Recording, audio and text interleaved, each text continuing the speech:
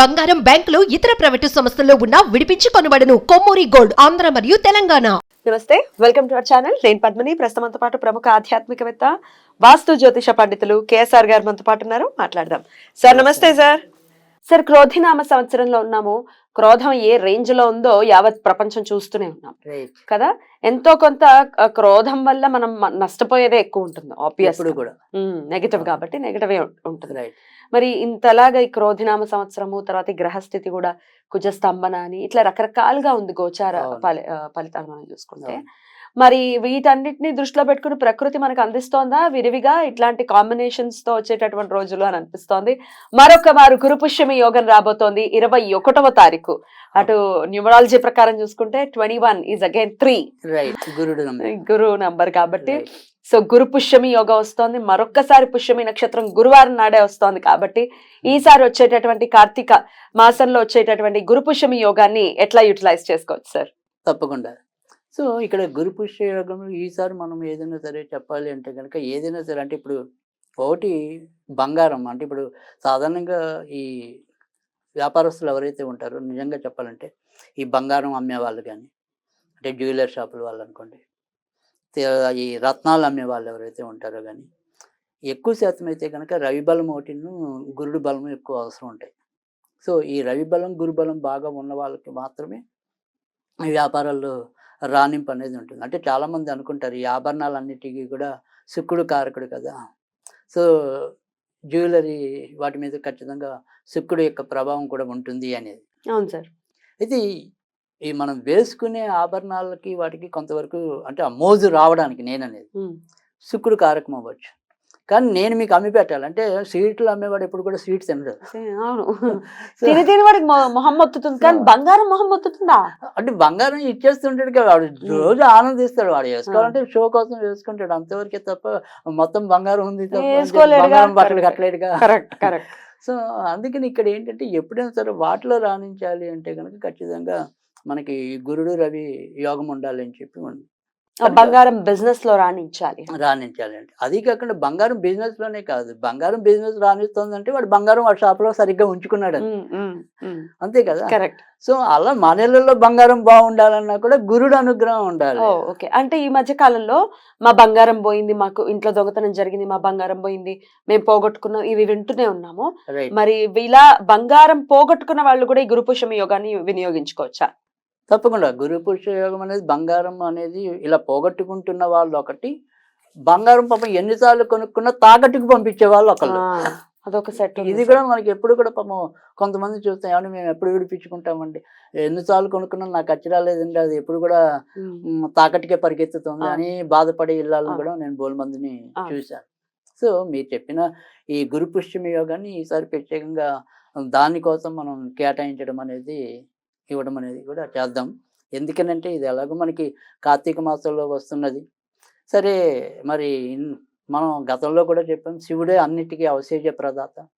So ఇక్కడ మనము ఏమనుకుందామంటే కనుక గురువే శివాయ నమః అనేది కానీ లేదా మరి సర్వగురు శివుడు కానీ ఇలా ఏదైనప్పటికీ కూడా అంటే ఒక శివుడిని గురువుగా మనం భావిస్తే అది మరి ఇక్కడ కార్తీక మాసంలో వస్తుంది. సో అందరికీ బంగారం ఉండాలన్నా వెండి ఉండాలన్నా ఏదన్నప్పటికీ కూడా అంటే ఇవాళ అయితే వెండి కూడా రోజు రోజుకి ఎలా పెరిగిపోతుందో మనకు తెలుసు. 100 రూపాయలు ఇప్పుడు గ్రామ్. అదే కదా, 1,00,000కి వెళ్ళిపోతుంది. లక్ష. అదే కదా. సో అలాంటిది రెండు కూడా ప్రతి ఒక్కరి చూపు దీని మీదే ఉంటుంది. ప్రపంచంలో జరుగుతున్న నేరాలన్నీ కూడా కొన్ని బంగారం గురించే ఎక్కువ జరుగుతున్నాయి. హత్యలు జరిగిన వాటి కోసమే జరుగుతుంది. కనుక మీరు అడిగిన ప్రశ్న అయితే కొద్దిగా అవసరమైనది. సో అందుకని ఈసారి అయితే కనుక మనం ఖచ్చితంగా దీని మీదే దృష్టి సారించడం అనేది అయితే చేద్దాం. సో దీనికి మనం ఏం చేయాలి అనేది చెప్తే ఇక్కడ ఏదైతే పుష్యమి యోగం అనేది మనకి పర్వాలేదు, మనకి ఎప్పుడైతే జనరల్గా మిట్ట మధ్యాహ్నం మనం 1 గంట దాకా పూజలు అయితే చేసుకోవచ్చు.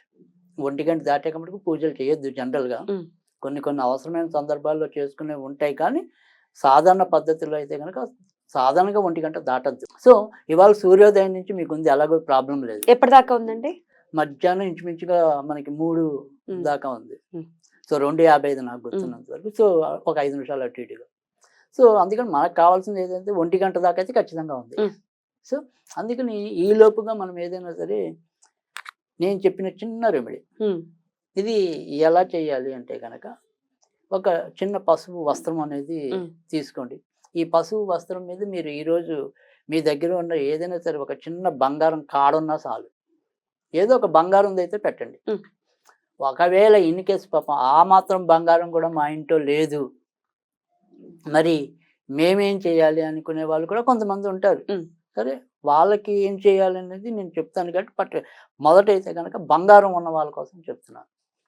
సో ఈ బంగారం ఉన్న వాళ్ళు ఎవరైతే ఉన్నారో వాళ్ళ దగ్గర ఉన్నది ఏదైనా సరే బంగారం అనేది ఏదైతే ఉంటుందో ఆ బంగారాన్ని మొదటగా కొద్దిగా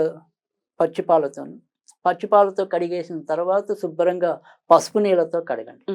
ఈ పసుపు నీళ్ళతో కడిగాక అప్పుడు దీన్ని పసుపు వస్త్రం మీద అంటే శుభ్రంగా తుడిచేసి ఈ పసుపు వస్త్రం మీద పెట్టండి. ఈ పసుపు వస్త్రం మీద పెట్టాక ఇప్పుడు నేను చెప్పిన ఏదైతే ఒక చిన్న మంత్రం అనుకోండి, దీనికి పెద్దగా బీజాక్షరాలు ఏమి ఉండవు, ఒక నామం లాంటిది. ఈ నామం లాంటిది 21 సార్లు పఠించి కొద్దిగా దాని మీద మీరు కుంకుమ పువ్వు వేయండి. ఓకే, 21 సార్లు వేయాలి కుంకుమ పువ్వుని అనేది, కొద్దిగా వేయండి చాలు. అది ఏంటి నామం అంటే కనుక ఓం ఆదిదేవ విశ్వంబరాయ నమః. ఓం ఆదిదేవ విశ్వంభరాయ నమః. అంతే. అది 21 సార్లు అనుకుని ఈ బంగారాన్ని మనం చెప్పిన ఇందాక ఈ పసుపు వస్త్రం ఏదైతే ఉంటుందో అది ఒక 9 రోజులు మీ ఇంట్లో లక్ష్మీదేవి పటం దగ్గర పెట్టండి. ఆ తర్వాత మీరు వాడుకునే బంగారం అయితే వాడుకునేలాగా వాడేసుకోండి, ఏం పర్వాలేదు. అంటే సపోజ్ మీరు ఉంగరం పెట్టారనుకోండి, ఉంగరం ధరించండి, నగ పెట్టారనుకోండి, నగ ధరించేయండి. మేము పెద్దగా దాన్ని ఏమి వాడమండి అనుకున్నాను అనుకోండి, కొన్నాళ్ళు మీ బీరువాలోనే భద్రంగా ఉంచండి. సో ఖచ్చితంగా మీకు ఈ రకమైన అదృష్టం అనేది అయితే తప్పకుండా పడుతుంది. సో ఆ రకంగా చెయ్యండి. సో ఇది ఎన్ని రోజులు చెయ్యాలి అనేది కూడా ఇంకా ఎన్ని రోజులు చేయాల్సి ఉంటుంది అంటే ఇది ఆ రోజు చేస్తాము, ఆ రోజు చేశాక ఇంక మళ్ళీ చెయ్యక్కల. అవును, కానీ మనం చెప్పింది ఏదైతే ఉంటుందో అది మనసులో కొన్నాళ్ళు జపించినట్టయితే తప్పేమీ లేదు. ఓం ఆదిదేవ విశ్వంబరాయ నమః అనే దానికి మళ్ళీ ఇంకా పూజతో సంబంధం లేదు. మీకు ఏదో మధ్యలో జ్ఞాపకం వచ్చింది అలా చదువుకోండి కొన్నాళ్ళు, అంతవరకే. అంతేకాని పూజ మాత్రం ఒక పుష్యమి యోగం ఉన్న రోజు మాత్రమే, ఇంకా మిగతా రోజులు మీకు అవసరం లేదు. ఆ రకంగా చేయండి, సరిపోతుంది. Right, beautiful sir. ఒకవేళ ఈ గురువారం పుష్యమి మిస్ అయితే ఇంకొక ఆల్టర్నేటివ్ ఎప్పుడు చేసుకోవచ్చు అంటే ఎప్పుడైనా సరే ఒక మన కళ రోజుల్లో అయితే మనం ఒకటి గురు పుష్యమి యోగం కానీ ఆదివారం పుష్యమి యోగం కానీ వస్తే ఈ 2 రోజులు అనేది ఎలాగో ఉంటాయి. మరి ఎలాగో మనం మధ్యలో వాటిని ఏదో రకంగా గుర్తు చేస్తూ ఉంటాం. అంటే పర్పస్ ఇదే కాకపోయినా ఒక్కోసారి పర్పస్ మారచ్చు, కానీ అమ్మో రేపు గురువారం పుష్యమి యోగం అనేది తెలుపుతాం. ఒకవేళ ఇన్ కేస్ కనుక ఒకవేళ తెలియకపోతే మనకి గతంలో కూడా చెప్పాను, బాగా కాస్మెటిక్ ఎనర్జీ అనేవి ఏవైతే ఉంటాయో పుష్యమి నక్షత్రం ఉన్న రోజు కానీ, తర్వాత అంటే ఇప్పుడు మనకు గురువారం పుష్యమి అక్కల ఏదైనా రోజు పుష్యమి వచ్చినప్పుడు కానీ, తర్వాత వచ్చేప్పటికి మనకి రేవతి నక్షత్రం వచ్చినప్పుడు కానీ, 3వది హస్తా నక్షత్రం వచ్చినప్పుడు కానీ, ఈ 3 నక్షత్రాల్లో ఎప్పుడైనా సరే మనకి వచ్చిన రోజుల్లో కూడా చూసి ఇదే క్రియని మీరు పరిహారాన్ని పాటించుకోవచ్చు. ఆ కుంకుమ పువ్వుని ఏం చేయాల్సి ఉంటుంది? ఆ కుంకుమ పువ్వును మళ్ళీ మనం ఏదైనా పాలలో కలుపుకొని తాగేట మనం వినియోగించుకోవాలి, ఖచ్చితంగా పాడు చేయకూడదు. క్లాత్ మళ్ళీ జనరల్ గా మీకు కావాల్సిన విధంగా వాడేసుకోండి. మన క్లాత్ అన్నది ఏంటంటే కేవలం మనం ఒక 9 రోజులు ఉంచడం కోసమే ఉంచాలి. ఇప్పుడు మనం లక్ష్మీదేవి పట్టం దగ్గర దీన్ని చేసి ఒక 9 రోజులు అలా ఉంచేయండి అన్నాం కదా, ఈ 9 రోజులు ఉండటానికి ఆ క్లాత్ కావాలి.